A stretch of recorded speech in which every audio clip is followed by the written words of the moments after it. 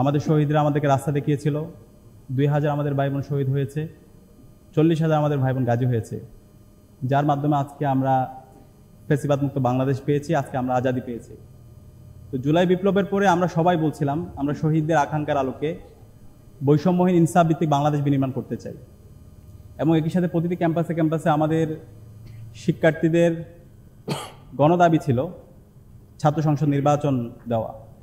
তো আপনারা দেখতে পেয়েছেন ইতিমধ্যে বাংলাদেশের বড় বড় ক্যাম্পাসগুলোতে ছাত্র সংসদ নির্বাচন তফসিল ঘোষণা করা হয়েছে এবং ডাকসু নির্বাচন ইতিমধ্যে আনুষ্ঠানিক প্রচারণা আজকে শেষ হয়েছে।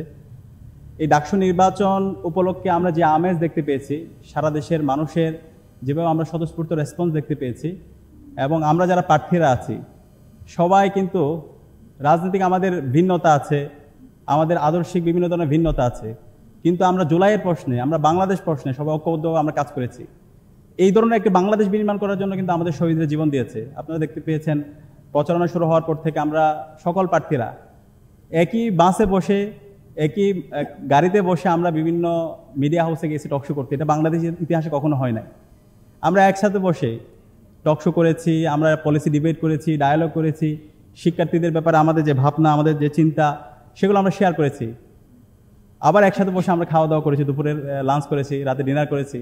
এই যে হচ্ছে বৈচিত্র্যের মধ্যে ঐক্য, সবাই যে একসাথে কাজ করা, সবাই বাংলাদেশকে ধারণ করা, শিক্ষার্থীদের আকাঙ্ক্ষার কথাগুলো বলা, শহীদদের আকাঙ্ক্ষার কথাগুলো বলা, সেই অনন্য নজির এই ডাকসু নির্বাচনের মাধ্যমে আমরা দেখতে পেয়েছি।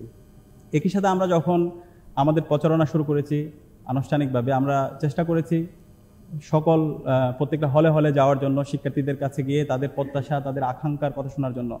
আমরা শিক্ষার্থীদের উচ্ছ্বাস দেখতে পেয়েছি। মনে হচ্ছিল শিক্ষার্থীরা এই ধরনের একটা এনভায়রনমেন্টের জন্য তারা বসেছিল। বিগত সময়ে আপনারা জানেন ঢাকা বিশ্ববিদ্যালয় সহ বাংলাদেশের সকল ক্যাম্পাস ছাত্রলীগের সন্ত্রাসীরা একটা ক্যান্টনমেন্ট তৈরি করে রেখেছিল। গণরম গ্যাসরুম কালচারের মাধ্যমে শিক্ষার্থীদেরকে দাসের মতো করে ব্যবহার করেছিল। শিক্ষার্থীদের তাদের কোনো ব্যক্তিগত অপিনিয়ন ছিল না, কেউ মতামত দিতে পারে নাই। শিক্ষার্থীদের সম্ভাবনাগুলোকে ধ্বংস করে দেওয়া হয়েছিল। কিন্তু এই ডাকসু নির্বাচনে যখন আমরা শিক্ষার্থীদের কাছে যাচ্ছিলাম, আমরা যখন তাদের আকাঙ্ক্ষা, তাদের প্রত্যাশাগুলো শুনছিলাম, একটা উৎসব মুখর পরিবেশ। এবং শিক্ষার্থীরা আমরা যখন যাচ্ছিলাম, আপনারা জানেন ডাকসু নির্বাচনে আমরা যারা প্রার্থী আছি আমরা কোনো আপ্যায়ন করাইতে পারবো না, এক কাপ চাও খাওয়াইতে পারবো না। কিন্তু আমরা দেখতে পেয়েছি আমাদের যারা শিক্ষার্থী ভাই এবং বোনেরা আছে তাদের প্রতিযোগিতা, তারা আমাদেরকে কি খাওয়াবে। কোনো রুমে গেলে চা খাওয়াচ্ছে, কেউ কফি খাওয়াচ্ছে আমাদেরকে, কেউ আমাদেরকে মুড়ি খাওয়াচ্ছে, যার কাছে যাই আছে, কেউ বিস্কিট খাওয়াচ্ছে, কেউ চকলেট দিচ্ছে, কেউ খেজুর দিচ্ছে। প্রতিযোগিতা মানে কি চমৎকার একটা সৌন্দর্য। তো এই ধরনের একটা বাংলাদেশ বিনির্মাণ করাই কিন্তু আমাদের লক্ষ্য। তো আমরা সকল শিক্ষার্থীদেরকে ধন্যবাদ জ্ঞাপন করছি। একই সাথে আমরা শিক্ষার্থীদের কাছে কাছে গিয়েছি, অনেকে পরীক্ষা ছিল, অনেকে রাতে ঘুমিয়েছিল, তাদের বিভিন্ন ধরনের ডিস্টার্ব হয়েছে। তো কোনো শিক্ষার্থী যদি আমাদের আচার আচরণ, আমাদের কথাবার্তায়, আমাদের অ্যাপ্রোচে যদি কষ্ট পেয়ে থাকে, আমরা ঐক্যবদ্ধ শিক্ষার্থী জোটের পক্ষ থেকে সবার কাছে ক্ষমা চেয়ে নিচ্ছি। একই সাথে শিক্ষার্থীরা অনেক বেশি ক্লান্ত, কিন্তু আমরাও ক্লান্ত, কিন্তু এই ক্লান্তটা হচ্ছে উৎসবের। এই ক্লান্তিটা কখনো হচ্ছে ওই যে একটা মানসিক প্রশান্তি আছে যে আমরা শিক্ষার্থীদের কাছে যাইতে পারছি, তাদের কথাগুলো শুনতে পারছি। ক্লান্তি হলো চেহারার মধ্যে ক্লান্তির প্রতিচ্ছবি আমাদের দেখা যাচ্ছে না। আর একই সাথে আমরা ক্ষমা চেয়ে নিচ্ছি আমাদের অনাবাসিক শিক্ষার্থী, আমাদের প্রায় অর্ধেক শিক্ষার্থী অনাবাসিক। আমরা যদি তাদের প্রত্যেকের ঘরে ঘরে যেতে পারতাম, তাদের কথাগুলো শুনতে পারতাম, সবচেয়ে ভালো হতো। আমরা চেষ্টা করেছি আমাদের অনাবাসিক শিক্ষার্থী তারা যখন এখানে আমাদের 17টা বাস রুট আছে, আমরা বাসের ওইখানে গিয়ে তাদের কথাগুলো শোনার জন্য, আমাদের প্রত্যাশাগুলো তাদেরকে শোনানোর জন্য।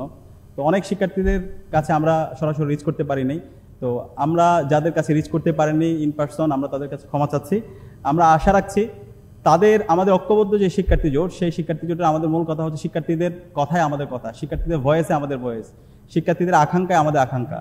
সুতরাং তাদের যখনই যা তাদের পরামর্শ হিসাবে থাকবে আমাদের প্রতি, তারা আমাদেরকে পরামর্শ দিলে আমরা আমাদের জায়গা থেকে তাদের যে আকাঙ্ক্ষা, তাদের যে প্রত্যাশা, সেটা আমাদের এজেন্ডাভুক্ত করব।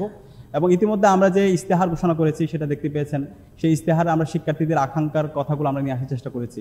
এবং এই 36 দফা যে সংস্কার প্রস্তাবনা দিয়েছি, আগামী 1 বছর কোন মাসে কোন কাজটা করবো সেই এক্সিকিউটিভ প্ল্যানটা আমাদের নেওয়া হয়ে গিয়েছে। এবং আমরা বলছি আমাদের ঢাকা বিশ্ববিদ্যালয়ে 100 বছর পার করলো, আজকে আমাদের মৌলিক সংকটগুলো দূর হয় নাই। এই সকল সংকটগুলো কৃত্রিমভাবে তৈরি করে রাখা হয়েছে। এবং এই সংকটগুলোর মূল কারণ হলো এখানকার বিশ্ববিদ্যালয় অ্যাডমিনিস্ট্রেশনের ইনকম্পিটেন্সি, একই সাথে আমাদের যে হলো পলিসিগত জায়গায় সমস্যা এবং এক্সিকিউটিভ প্ল্যান না থাকা। তো আমরা যখন শিক্ষার্থীদের ম্যান্ডেট পেয়ে তাদের প্রতিনিধিত্ব করার সুযোগ পাবো, সবার আগে আমরা আমাদের পলিসিগত জায়গায় আমরা রিফর্ম আনবো এবং আমাদের এক্সিকিউটিভ প্ল্যানগুলো আমরা ঠিক করব। একই সাথে আমাদের এই বিশ্ববিদ্যালয়কে আমরা বলছি এই বিশ্ববিদ্যালয়ের মূল কাজ থেকে আজকে আমরা অনেক দূরে সরে গেছি। বিশ্ববিদ্যালয়ের এত বেশি আমরা পলিটিসাইজ করে ফেলেছি, পলিটিক্স ছাড়া আমরা আর কোনো কিছু ভাবতে পারি না। কিন্তু অবশ্য পলিটিক্স লাগবে, আমার রাজনৈতিক অর্জন অনেক আছে এবং রাজনৈতিক অর্জনকে অবশ্যই আমরা গ্লোরিফাই করব। একই সাথে বিশ্ববিদ্যালয়ের যে মূল কাজ, বিশ্ববিদ্যালয়ের মূল কাজ হচ্ছে জ্ঞান অর্জন করা, নতুন নতুন জ্ঞান নিয়ে আসা এবং শিক্ষার্থীদের জ্ঞান অর্জন উদ্বুদ্ধ করা। সেই ধরনের একটা একাডেমিক যদি এনভায়রনমেন্ট আমি যদি এনশিওর করতে না পারি, তাহলে আমরা বর্তমান বিশ্বে থেকে অনেক দূরে সরে যাব। সুতরাং বিশ্বের সাথে যদি আমি তাল মিলাতে চাই, সারা বিশ্বে যদি আমরা নেতৃত্ব দিতে চাই, অবশ্যই আমাদেরকে একাডেমিক্যালি অনেক বেশি সাউন্ড হতে হবে এবং আমাদের ঢাকা বিশ্ববিদ্যালয়কে একটা পূর্ণাঙ্গ একাডেমিক ইনস্টিটিউট হিসেবে গড়ে তুলতে হবে। এবং সেই একাডেমিক ইনস্টিটিউট হিসেবে গড়ে তোলার জন্য আমরা ইতিমধ্যে আমাদের প্রস্তাবনা দিয়েছি। আমরা বলেছি আমাদের এখানকার শিক্ষক যে নিয়োগ প্রক্রিয়া আছে, সেই নিয়োগ প্রক্রিয়াটাকে পরিবর্তন করতে হবে, এখানে মেরিটোক্রেসির ভিত্তিতে নিয়োগ হতে হবে। এবং শিক্ষকদের যে প্রমোশন, সেই প্রমোশনটা অবশ্যই আমাদের শিক্ষকদের একাডেমিক এক্সিলেন্সির মাধ্যমে তাদের গবেষণার ভিত্তিতে সেটা প্রমোশনগুলো হতে হবে। এবং একই সাথে শিক্ষার্থীদের যে হচ্ছে মূল্যায়ন, আমাদের এই বিশ্ববিদ্যালয়ে আমরা শিক্ষকদেরকে মূল্যায়ন করতে পারি না।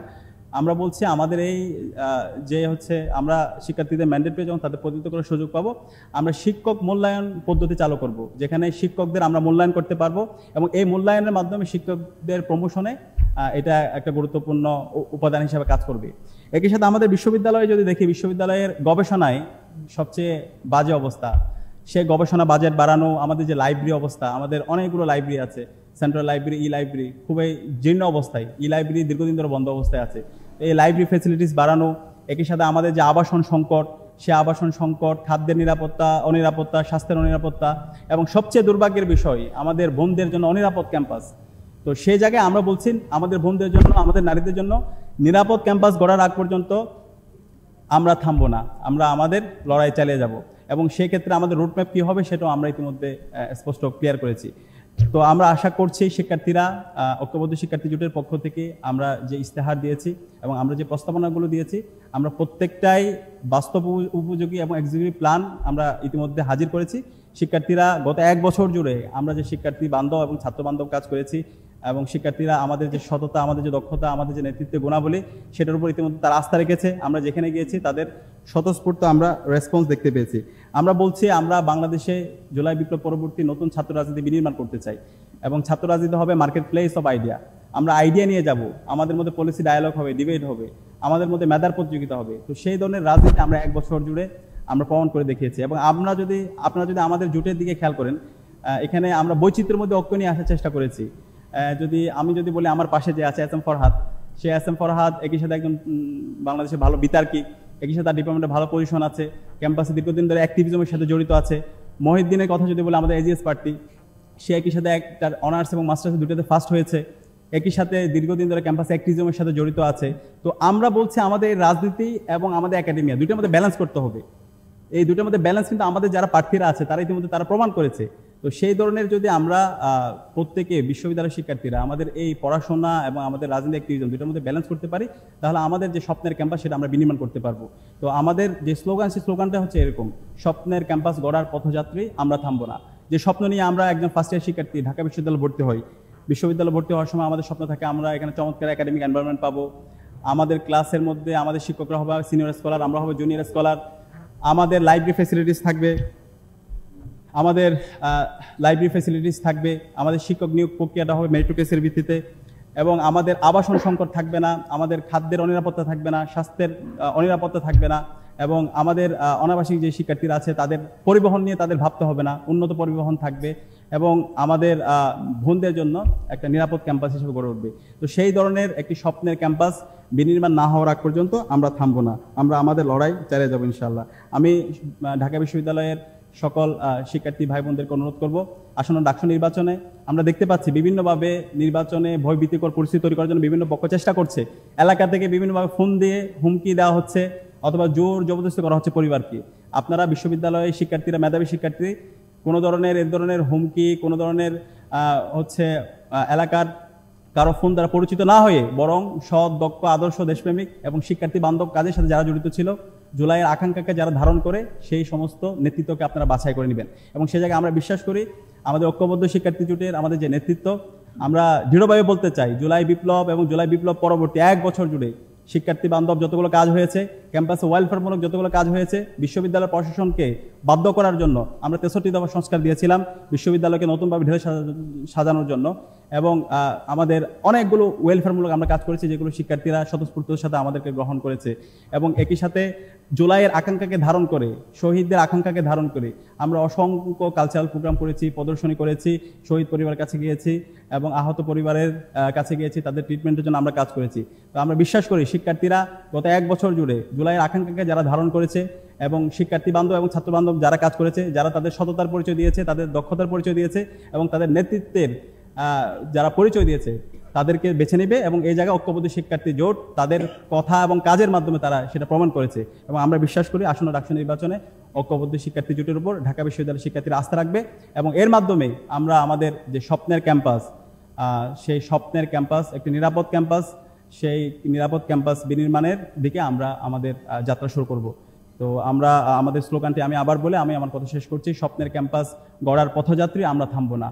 আমরা আমাদের বিশ্ববিদ্যালয়কে আমাদের একাডেমিক এক্সেলেন্সির মাধ্যমে, একটা পূর্ণাঙ্গ একাডেমিক ইনস্টিটিউট বিনির্মাণের মাধ্যমে, আমাদের আবাসন সংকট দূর করার মাধ্যমে, খাদ্যের নিরাপত্তা, স্বাস্থ্যের নিরাপত্তা এবং আমাদের নারীদের জন্য একটা নিরাপদ ক্যাম্পাস বিনির্মাণ মাধ্যমে আমরা আমাদের এই যাত্রা বিনির্মাণ করব। এবং এই যাত্রা পূর্ণাঙ্গ না হওয়ার পর্যন্ত আমরা থামবো না, আমরা আমাদের লড়াই চালিয়ে যাব। সবাইকে অসংখ্য ধন্যবাদ।